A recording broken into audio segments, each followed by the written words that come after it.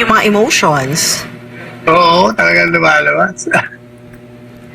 Turns out, posible pong umanong sinasadya lang ni dating Pangulong Rodrigo Duterte na palakasin ang bintang na siya'y isang pumaslang ng mga individual na sangkot sa illegal na droga para takutin ang mga kriminal. Ayon sa kanyang dating Chief Presidential Legal Counsel, posible rin na patibong lang ito ng dating Pangulo para sa nag-aakusa sa kanya. Na ito ang balita ni Sarah Santos. Kaya na sinabi niya, I killed 6 criminals. Tinanong siya, ano mga pangalan nun?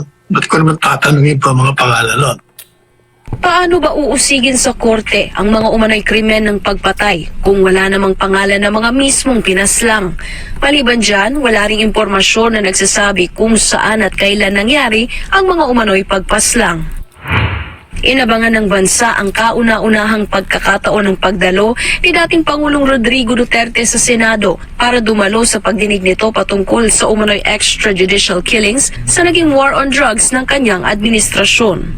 Kasunod dyan ay pinaunlakan din ng dating Pangulo ang imbitasyon ng Quad Committee ng Kamara para sa pag-imbestiga sa parehong issue. Para sa dating Chief Presidential Legal Counsel ng dating Pangulo na si Attorney Salvador Panelo, pilit lang hinuhuli ng Kamara si Duterte na magbitaw ng mga salitang mahuhulog sa pag-amin niya sa umano'y extrajudicial killings.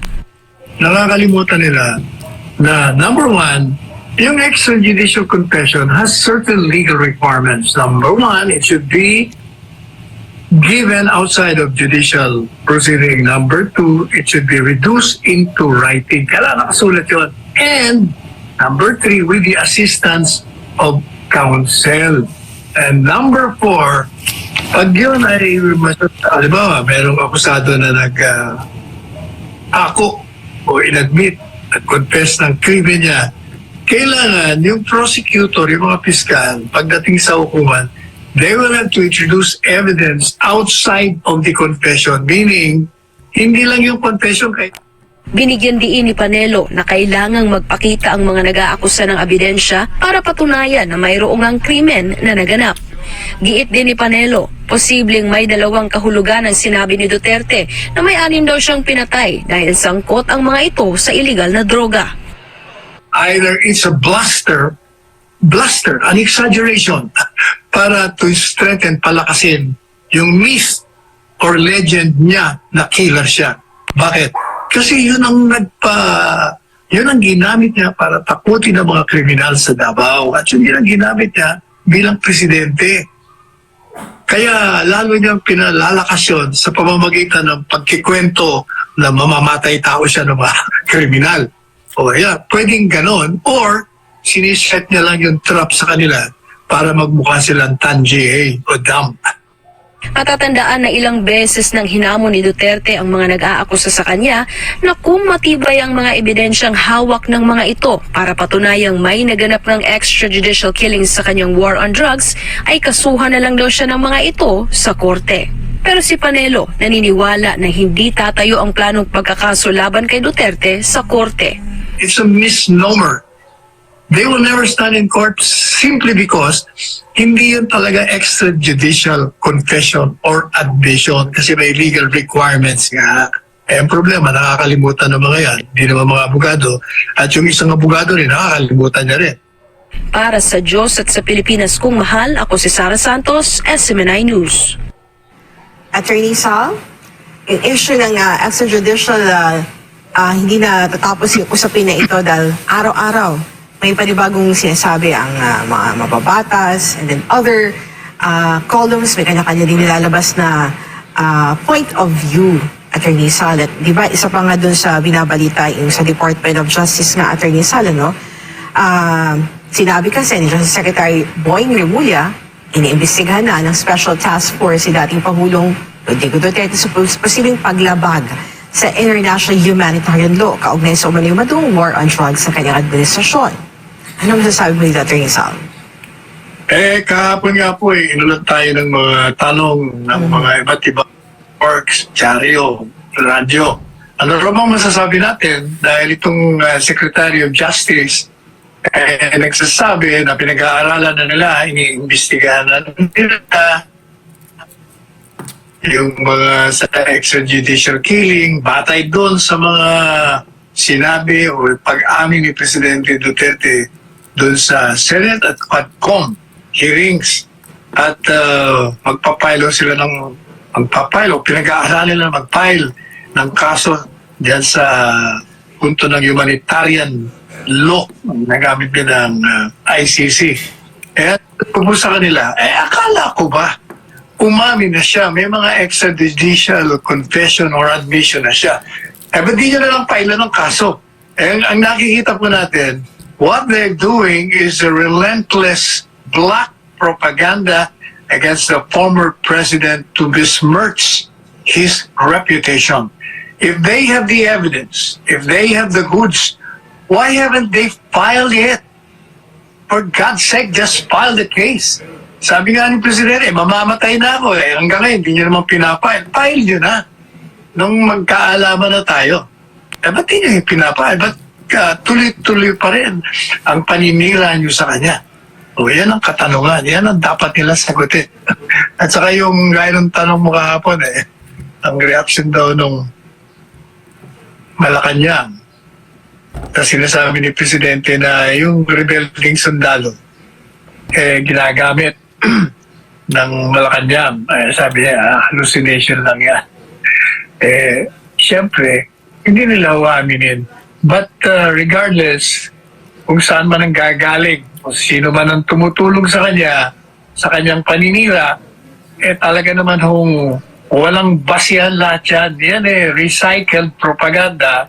Noong 2016 pa yan, basura na nga yan Kahit anong gawin niya, talagang dinidismiss ang kaso laban kay Presidente Duterte. So, the best remedy para sa kanila at sa mga kaalyado ng mga yan, gamitin nila yan, Kongreso, gamitin nila yung mga hearings dyan para buhayin muli yung mga paninira kay Presidente Duterte.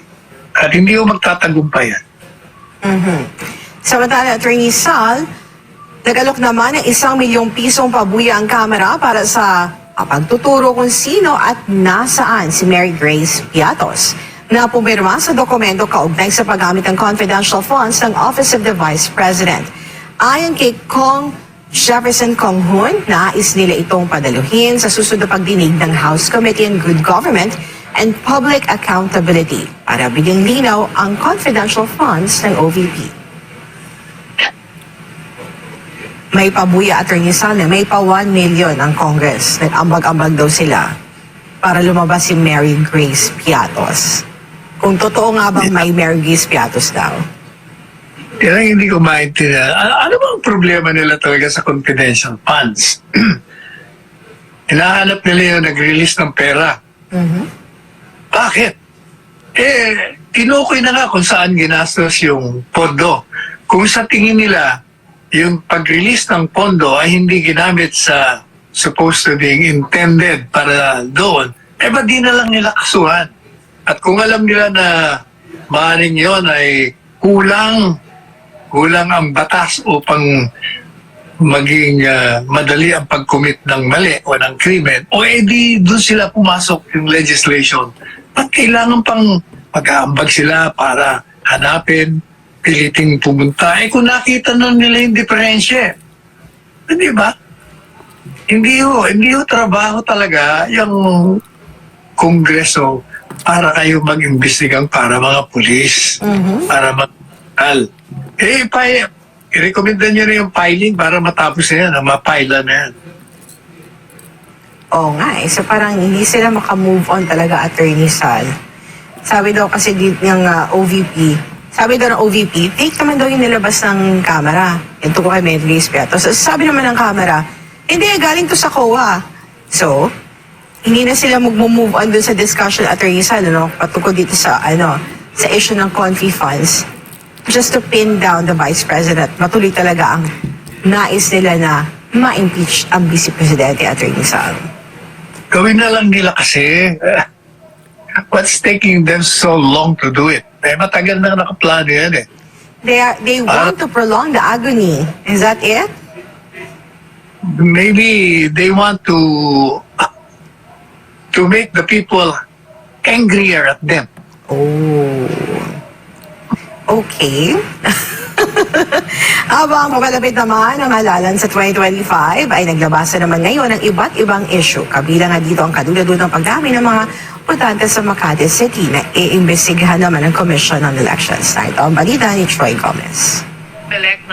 Inilahad ni Senadora Amy Marcos araw ng Lunes na imbestigahan ng Commission on Elections ang anyay kakaibang pagtaas ng bilang ng mga bagong rehistradong botante sa lungsod ng Makati. Sa plenary debate sa Senado hinggil sa panukalong pondo ng Commission on Elections para sa 2025, sinabi ni Marcos na mayroong 18,555 na bagong rehistradong botante sa Makati. Naitala rin ito na may 38,031 na mga transferee mula sa iba't ibang mga lungsod at munisipalidad. Noong 2022, alinsunod sa desisyon ng Korte Suprema, 10 barangay sa Makati ang inilipat sa jurisdiksyon ng Taguig. Ayon kay Marcos na siyang nagdedepensa sa budget ng COMELEC, ay inamin ng komisyon na nakapagtataka ang biglang pagdami ng mga botante. Sa pagtatapos ng paliwanag ni Marcos, naroon din si Senator Nancy Binay na tatakbong mayor ng Makati sa 2025 elections. Yes, sang-ayon ng COMELEC na very unusual kasi nga nabawasan ng 10 barangay, ngunit